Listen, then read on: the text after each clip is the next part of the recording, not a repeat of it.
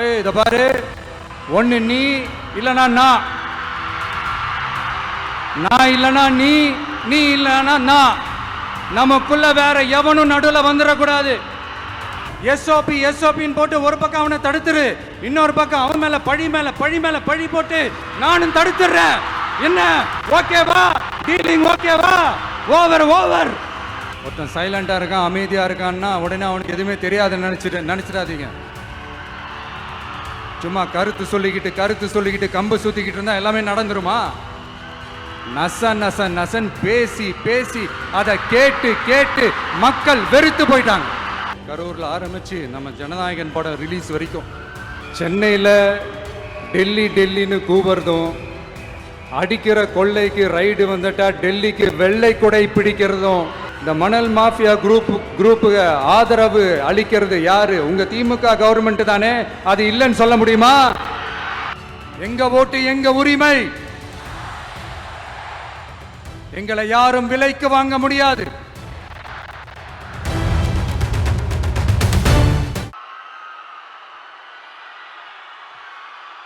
நன்றி நன்றி நன்றி.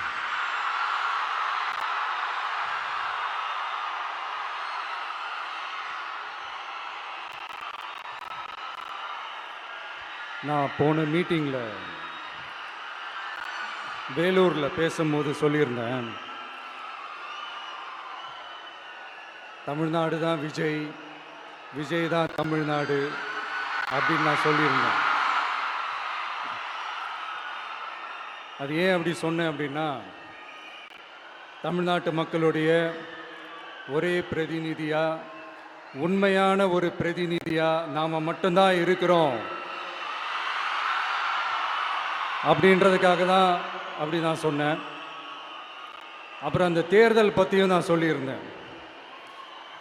தமிழ்நாடு வர்சஸ் ஸ்டாலின் சார், அதாவது விஜய் வர்சஸ் ஸ்டாலின் சார், அதையும் நான் சொல்லியிருந்தேன். அப்புறம் இன்னொரு கேள்வியும் கேட்டிருந்தேன். இது தமிழ்நாடு சட்டசபைக்கான ஒரு தேர்தல், இதை ஏன் தமிழ்நாட்டுக்கும் டெல்லிக்குமான ஒரு எலெக்ஷன் சொல்றீங்க அப்படின்னு நான் கேட்டிருந்தேன். உடனே விஜய் பாஜகவுக்காக பேசுறாரு அப்படின்லாம் திருச்சி பேச ஆரம்பிச்சிட்டாங்க. அப்புறம் ரெகுலராக ஒன்று பண்ணுவாங்கல்ல, நம்மளுடைய சிறுபான்மை சகோதரர்களை பயமுறுத்தி ஒரு ஏமாத்து வேலை ஒன்று செய்வாங்கல்ல, அது இனிமே அவங்களால தொடர்ந்து செய்ய முடியாதுன்னு அவங்களுக்கு தெரிஞ்சு போச்சு. அதனால தான் நான் என்ன பேசினாலும் அதை திருச்சி பேசுறது, அந்த தில்லு முள்ளு வேலைகள்லாம் அவங்க செய்ய ஆரம்பிச்சிட்டாங்க. சென்னையில் டெல்லின்னு கூவுறதும், அடிக்கிற கொள்ளைக்கு ரைடு வந்துட்டா டெல்லிக்கு வெள்ளை கொடை பிடிக்கிறதும்,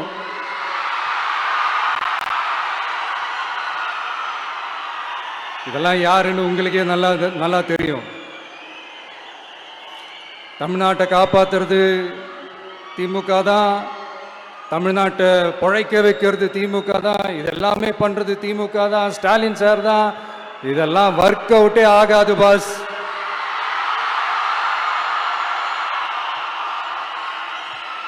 சின்ன பசங்களாம் சொல்ல ஆரம்பிச்சிட்டாங்க, ஓம் சக்தி பராசக்தி, திமுக ஒரு தீய சக்தி.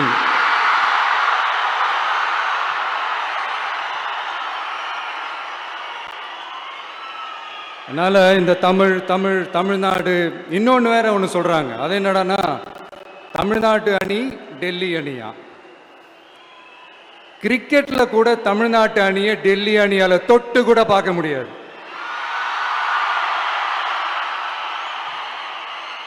அப்படி இருக்கும்போது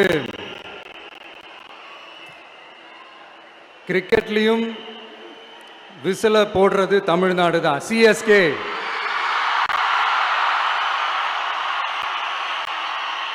வரப்போற எலெக்ஷன்லயும் விசில போட போறது நம்ம டிவிக்கே தான். தமிழ்நாடு தான் டிவிக்கே தான் தமிழ்நாடு. இந்த அணி அந்த அணி டெல்லி அணி இதெல்லாம் அனைத்தும் உடைஞ்சி நொறுங்கும், டிவிக்கே அடிச்சு நொறுக்கும்.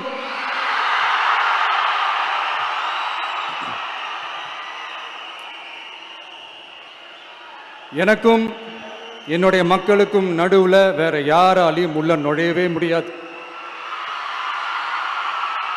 இது ஒரு அம்மா பையன் உறவு, அப்பா புள்ள உறவு, அண்ணன் தங்கச்சி உறவு, அண்ணன் தம்பி உறவு, அக்கா தம்பி உறவு. இது சும்மா ஒரு எலெக்ஷனுக்கு வந்த உறவு அப்படின்னு நினைச்சிடாதீங்க. இது இயற்கையாகவே அமைஞ்ச உறவு. இது எவ்வளவு டீப்பான உறவுன்றது நான் உணர்ந்திருக்கிறேன். அதே மாதிரி நம்ம தமிழ்நாடு மக்களும் இதை உணர்ந்து இருக்கிறாங்க. இன்னும் சிம்பிளா சொல்லணும்னா, மற்றவங்களுக்கு வேணா இது எலெக்ஷன், ஆனா எனக்கும் என்ன நேசிக்கிற மக்களுக்கும் இட் இஸ் an emotion.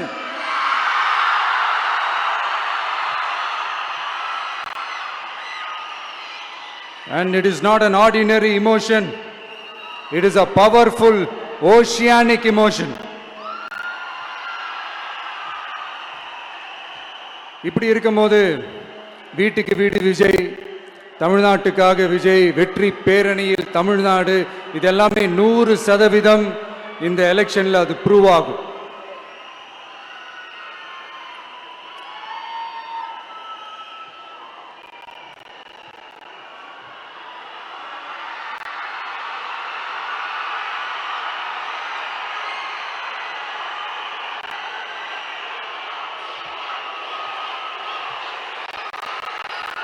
நீங்க எல்லாரும் எனக்கு இன்னொரு உறுதிமொழியை ஒன்று கொடுக்கணும்.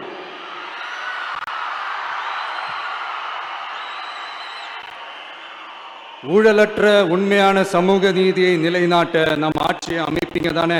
உங்களை தான் கேட்கிறேன், நம்ம ஆட்சியை அமைப்பீங்க தானே? இந்த விஜய்க்கு ஒரு வாய்ப்பு கொடுப்பீங்க தானே? உண்மையிலே கொடுப்பீங்க தானே? இந்த விஜய நம்புறீங்க தானே? ஒவ்வொரு வீட்லயும் விசில் சத்தம் கேட்கும் தானே? அந்த விசில் சத்தம் ஒவ்வொரு பூத்லயும் புயலா ஒலிக்கும் தானே? Thank you, thank you, thank you.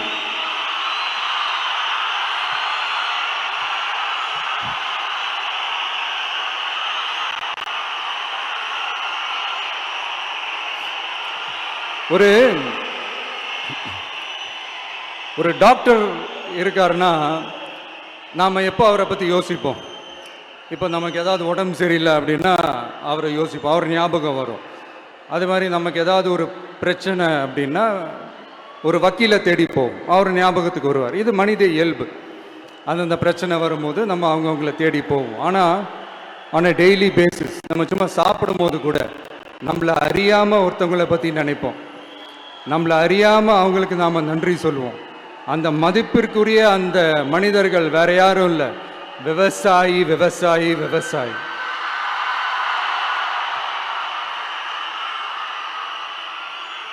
அவங்க பார்க்கறதுக்கு வேணா சாதாரணமா இருப்பாங்க, ஆனா அவங்க சாதாரணமான மனிதர்கள்லாம் கிடையாது. இந்த உலகத்தையும் மனிதர்களையும் படைச்சது கடவுள்னு சொல்லுவாங்க, ஆனா அந்த கடவுளுக்கே படையல் போடுற உயர்ந்த மனிதர்கள் தான் நம்ம விவசாயிகள். இந்த பூமியில உயிர் இருக்குது, இந்த பூமியில பூ பூக்கும், காய் காய்க்கும், பூத்து குலுங்கும்னு இந்த பூமியை அழகா காட்டி இந்த பூமியை சாமி ஆக்கிறதுல இயற்கையோட சேர்ந்து நம்ம விவசாயிகளுக்கும் ஒரு முக்கிய பங்கு ஒன்று இருக்கு. அதனால நான் ஏதோ ஓவரா ஏதோ சொல்றேன்னு நினைக்காதீங்க. எனக்கு இந்த அடுத்த ஜென்மம் மறுபிறவியை பற்றியெல்லாம் எனக்கு தெரியாது. அது உண்மை அப்படின்னா அடுத்த ஜென்மத்தில் நான் ஒரு விவசாயி குடும்பத்தில் பிறக்கணும்னு ஆசைப்படுறேன்.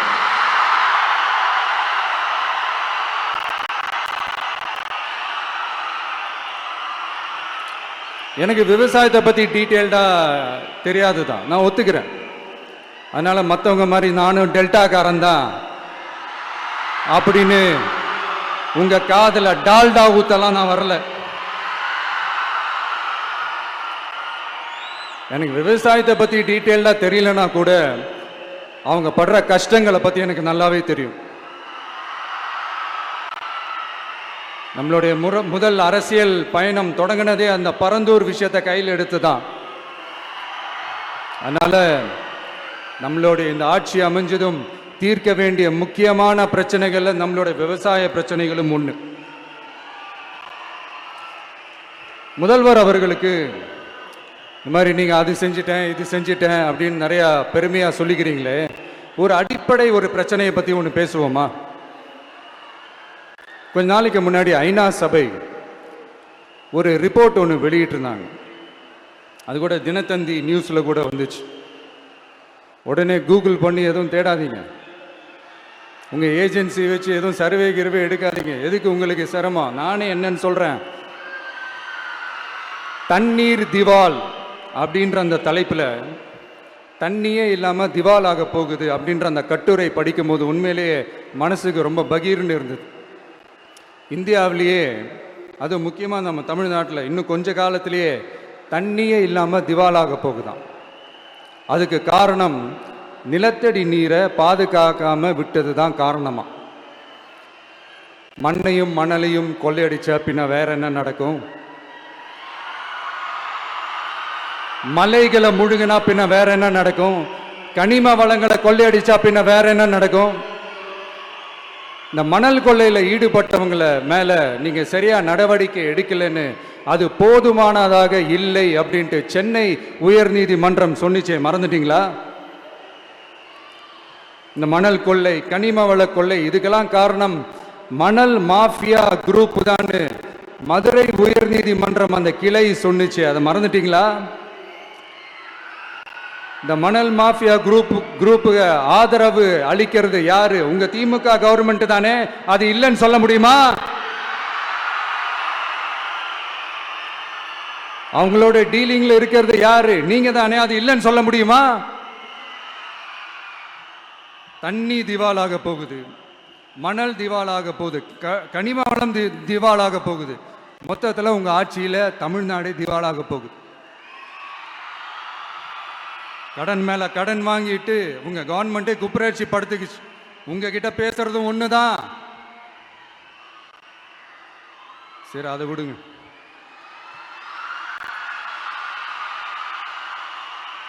நம்ம விவசாயிகள் கஷ்டப்பட்டு விளைய வச்ச அந்த நெல்லெல்லாம் மழையில நனைஞ்சி வீணா போச்சே.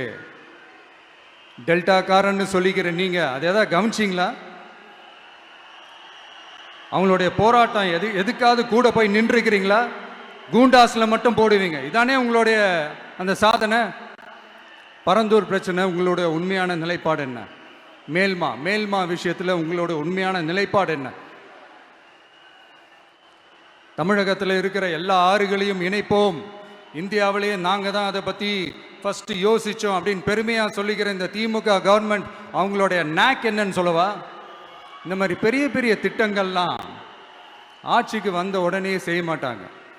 அந்த ஆட்சி முடிகிற டைமில், அந்த கடைசி 6 மாதம், அந்த 1 வருஷம், அந்த 1.5 வருஷத்தில் அதுக்கான திட்டத்தை கொண்டு வருவாங்க, அதுக்கான அடிக்கலை நாட்டுவாங்க. அதுக்கப்புறம் எலெக்ஷன் வரும், தோத்துருவாங்க. கேட்டால் எங்கள் ஆட்சி தான் முடிஞ்சிருச்சே அப்படின்னு நாடகம் ஆடுவாங்க. இல்லை, நான் தெரியாமல் தான் கேட்குறேன். மக்கள் மேலே உங்களுக்கு உண்மையிலே அந்த அக்கறை இருந்துச்சுன்னா ஆட்சிக்கு வந்த உடனே இந்த மாதிரி பெரிய பெரிய திட்டங்கள்லாம் ஸ்டார்ட் பண்ண வேண்டியது தானே. அதனால் ஆட்சி முடியும் போது அடிக்கல் நாட்டுறது. ஓட்டுக்காக என்னென்னலாம் பேசுவீங்க, ஆனால் மக்கள் இதெல்லாம் நம்புறதுக்கு அவங்க ஏமாளிங்க நினச்சிங்களா? மக்களே, நம்மளுடைய ஆட்சி அமைஞ்சதும் இந்த மாதிரி பெரிய பெரிய திட்டங்கள்லாம் உடனே ஸ்டார்ட் பண்ணுவோம். அதை அந்த 5 வருஷத்துக்குள்ள அதை முடிக்கவும் ட்ரை பண்ணுவோம். ஸோ இப்படிலாம் நம்ம பேசினா காவிரி பிரச்சனையில் உன் கருத்து என்ன, முல்லை பெரியார் பிரச்சனையில் உன் கருத்து என்ன, இப்படிலாம் அதெல்லாம் பற்றி உனக்கு என்ன தெரியுமா அப்படின்னு கேட்க ஆரம்பிச்சிருவாங்க. ஐயா, உலக மகா மேதைகளே, ROV, ரிமோட்லி ஆப்ரேட்டட் வெஹிக்கிள், அதை வச்சு தண்ணிக்குள்ளேயே போய் அணைகளோட உறுதித்தன்மையை ஆராய்ச்சி பார்க்குற வரைக்கும் நான் எல்லாம் தெரிஞ்சுதான் வச்சிருக்கிறேன். ஒருத்தன் சைலண்டாக இருக்கான், அமைதியாக இருக்கான்னா உடனே அவனுக்கு எதுவுமே தெரியாதுன்னு நினச்சிடாதீங்க. சும்மா கருத்து சொல்லிக்கிட்டு கம்பு சுத்திக்கிட்டு இருந்தா எல்லாமே நடந்துருமா? நசன் பேசி அதை கேட்டு மக்கள் வெறுத்து போயிட்டாங்க. உருப்படியா ஏதாவது யோசிங்கயான்னு மக்கள் நினைக்கிறத யாருக்கு தெரியுதோ தெரியலையோ, எனக்கு அது நல்லாவே தெரியுது. உரிய இடத்துக்கு போய் சம்பந்தப்பட்டவங்களோட பேசி அதுக்கான சொல்யூஷன் என்னன்னு தெரிஞ்சுக்கிட்டு அதை ப்ராப்பரா எக்ஸிக்யூட் பண்ணணும். அடுத்து நம்மளுடைய கடல் விவசாயிகளான நம்மளுடைய மீனவர்களுடைய பிரச்சனைக்கு அப்பப்போ எந்திரிச்சு கடிதம் எழுதிட்டு திரும்ப தூங்க போயிடுவார்.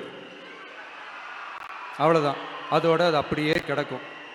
மானே தேனே பொன்மானே இப்படிலாம் கடிதம் எழுதுறதெல்லாம் வேலைக்கே ஆகாது. ஒன்றிய அரசுக்கு அந்த உண்மையான உணர்வு பூர்வமான அந்த அழுத்தத்தை கொடுக்கணும். நம்ம மீனவர்கள் மேல அவங்க கையே வைக்கக்கூடாது, கையே வைக்க விடக்கூடாது.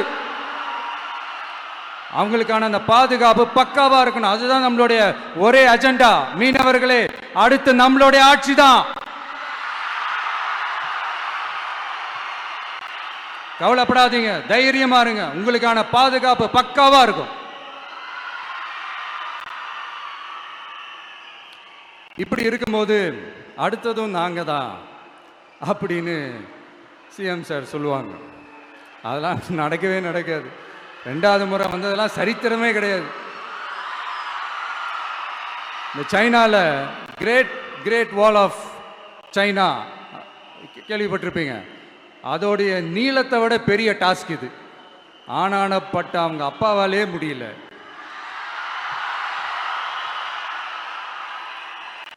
நான் முன்னாடியே சொன்ன மாதிரி உரிய இடத்துக்கு போய் சம்மந்தப்பட்டவங்களோட பேசி அதுக்கான சொல்யூஷன் என்னன்னு தெரிஞ்சுக்கிட்டா அதை எக்ஸிக்யூட் பண்ணுறது தான் ஒரு தெளிவான அரசியல். சும்மா ஆறுதல் சொல்கிறதெல்லாம் தெளிவான அரசியல்லாம் கிடையாது.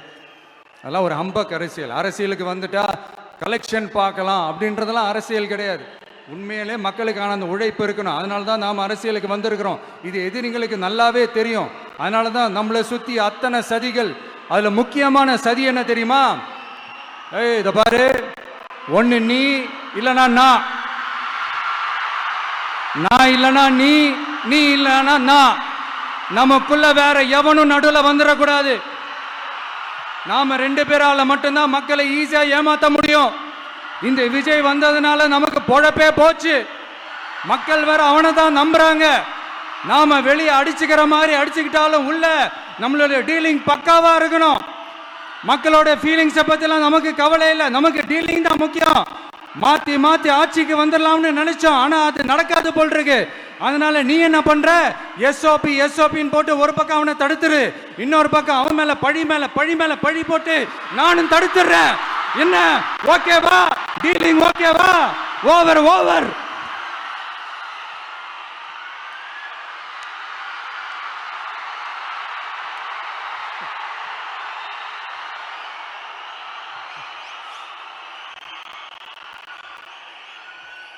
இல்லைங்க, உண்மையிலேயே சிரிக்கிறதா என்ன பண்றதுன்னு எனக்கு தெரியல. உண்மையிலே இப்படிதான் இருக்கு அவங்க டீலிங்லாம்.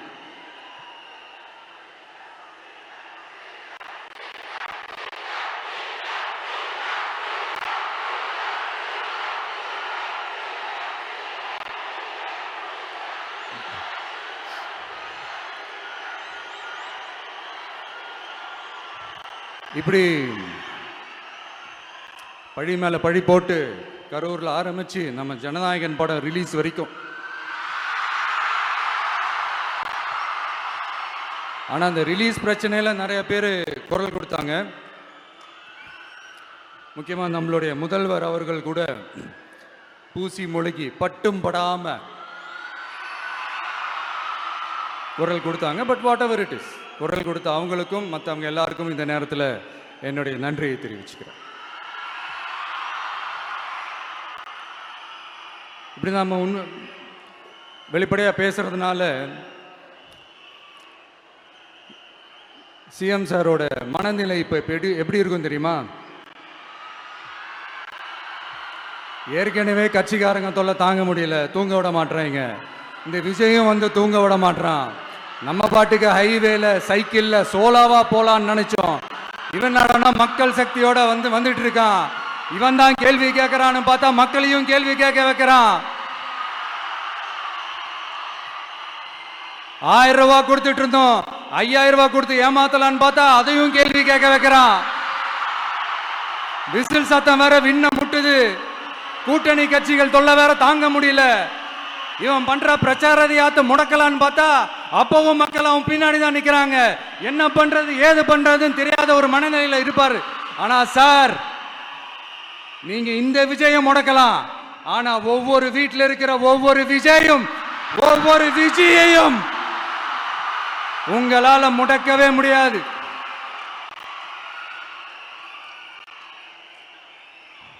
அவங்களாம் ஆல்ரெடி பிரச்சாரத்தை ஸ்டார்ட் பண்ணிட்டாங்க சார். வீட்லயே குடும்பம் குடும்பமா இறங்குவாங்க பாருங்க பிரச்சாரத்துக்கு. அப்ப உங்களால மட்டும் இல்ல, எந்த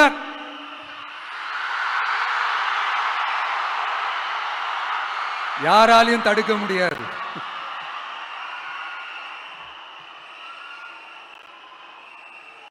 நம்ம டவுன் சவுத்துல ஒரு ஊர்ல உங்க அப்பாவுக்கு வெங்கல சிலை வைக்கணும்னு ட்ரை பண்ணீங்கல்ல, அதுக்கு சுப்ரீம் கோர்ட் என்ன சொன்னாங்க?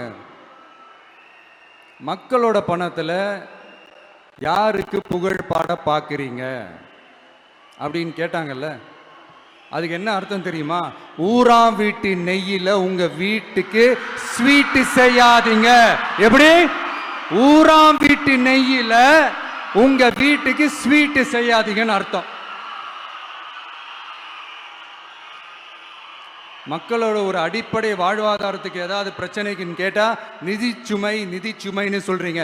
செலை வைக்கிறதுக்கு மட்டும் எங்கிருந்து சார் காசு வருது?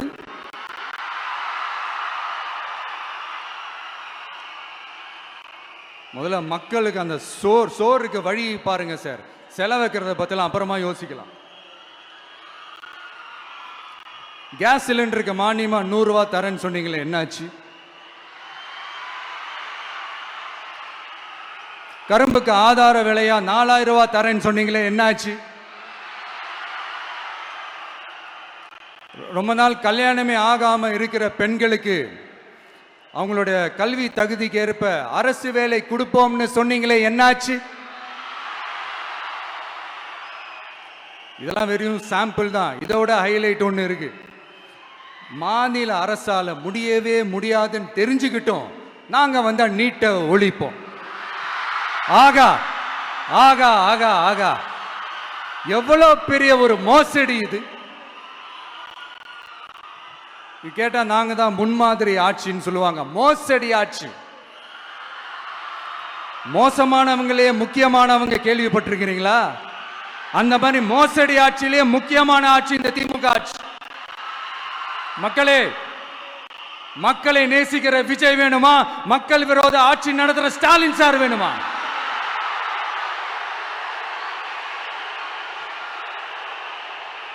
இந்த விஜய் நம்புறீங்களா, ஸ்டாலின் சார் நம்புறீங்களா?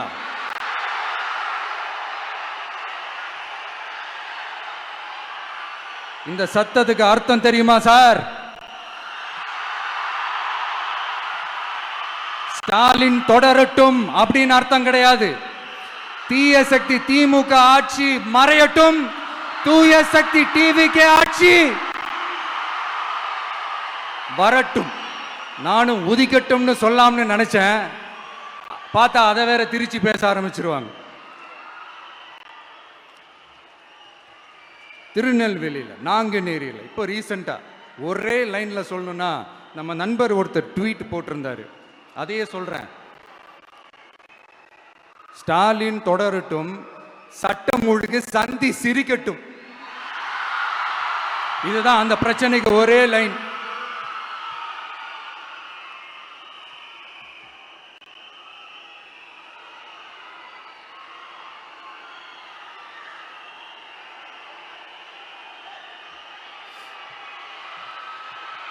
மக்களே, காஞ்சிபுரத்தில், வேலூர்ல எல்லாம் நம்மளோட விஷனை பற்றி சொன்னோம் இல்லையா? அதே மாதிரி இங்கேயும் சில விஷன்ஸை சொல்லணும். இது மற்றவங்க மாதிரி தேர்தல் வாக்குறுதின்னு சொல்லி ஏமாத்துறது கிடையாது. நம்மளை நம்புகிற மக்களுக்கு நம்பிக்கை தர்றது. நம்ம ஆட்சிக்கு வந்ததும் இதெல்லாம் செய்ய நடவடிக்கை எடுப்போம்னு சொல்றது. டெல்டா விவசாயிகள் சமீபத்தில் கூட உரத்தட்டுப்பாட்டை சந்திச்சிங்கல்ல. சில பேர் உரத்தை பதுக்கி வச்சு அதிக விலைக்கு விற்றதா நியூஸ்லாம் கூட வந்துச்சு. நம்ம டிவிக்கு ஆட்சி வந்ததும் உரத்தட்டுப்பாடு இல்லாமல் பார்த்துக்குவோம். 5 ஏக்கர் வரை நிலமுள்ள விவசாயிகள் வேளாண் கூட்டுறவு வங்கிகளில் வாங்கிய பயிர் கடன் முழுமையாக ரத்து செய்வதற்கும்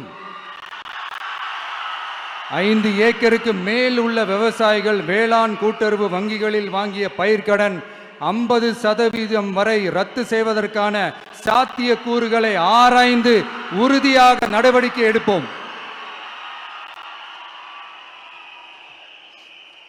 திமுக மாதிரி எல்லாருக்கும்னு சொல்லிட்டு அதுல தகுதி பிக்ஸ் பண்ணி பாகுபாடு காட்டி ஏமாற்ற மாட்டோம். எல்லாத்தையும் வெளிப்படையாக சொல்லுவோம். 2 ஏக்கர் வரை நிலமுள்ள விவசாயிகள் மற்றும் நிலமற்றவர்கள் குடும்பத்தில் யாரும் மாநில மற்றும் ஒன்றிய அரசு ஊழியராக இல்லாமல் இருக்கும் பட்சத்தில் அவர்களின் குழந்தைகளின் பொறியியல் மற்றும் மருத்துவம் உள்ளிட்ட தொழிற்கல்வி முதல் அனைத்து வகை படிப்புகளுக்குமான முழு செலவையும் அரசே ஏற்கும்.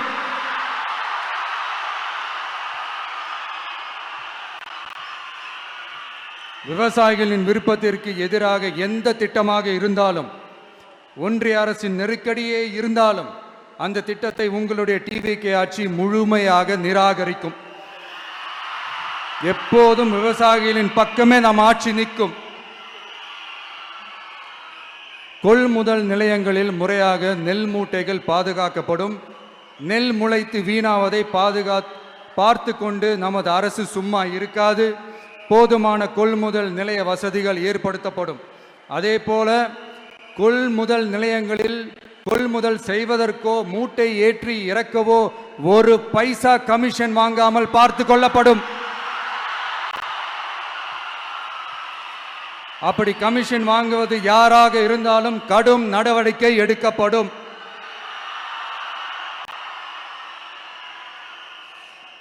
ஐநூறு ரேஷன் கார்டுகளுக்கு 1 ரேஷன் கடை என்ற வரையறை நிர்ணயிக்கப்படும். கிராமங்களிலும் எடையாளர் நியமிக்கப்படுவார். பெண் விற்பனையாளருக்கு பெண் எடையாளர், ஆண் விற்பனையாளருக்கு ஆண் எடையாளர் என்பது பின்பற்றப்படும்.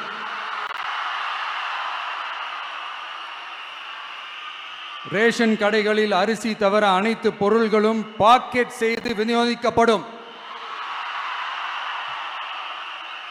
மீனவர்களுக்கு ஒன்றிய அரசு சட்டப்படியான பாதுகாப்பை உறுதி செய்ய வேண்டும்.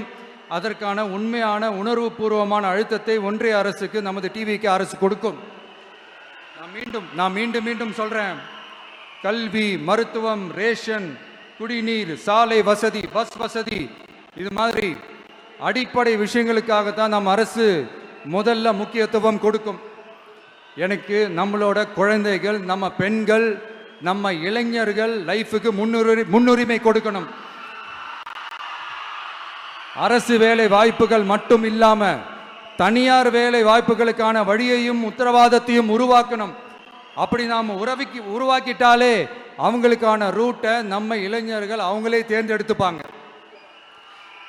இத்தனை கோடி அத்தனை கோடி ஒப்பந்தம்னு சொல்லி விளம்பரம் மட்டும் செய்யாம உண்மையான ஒப்பந்தம் போட்டு வெள்ளை அறிக்கை வெளியிட்டு அதை செயல்படுத்தினாலே போதும், எல்லாம் தன்னாலே நடக்கும்.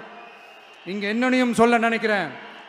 இங்க அடுத்து நாங்க தான் நெஞ்சை நிமித்திரி கூவுற யாராச்சும் நாங்க ஊழலே செய்யாதவங்கன்னோ ஊழல் செய்யவே மாட்டோம்னோ நெஞ்சை தொட்டு மனசாட்சியோட சொல்ல முடியுமா?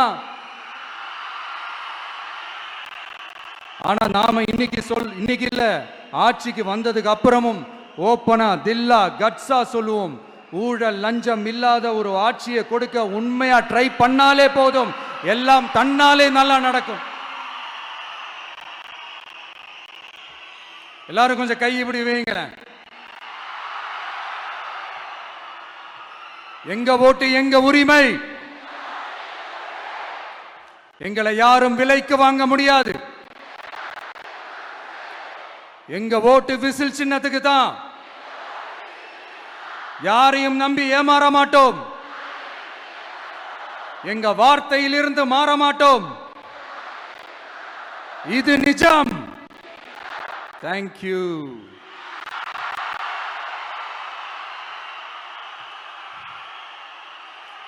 என் நெஞ்சில் குடியிருக்கும் தஞ்சை மக்களே,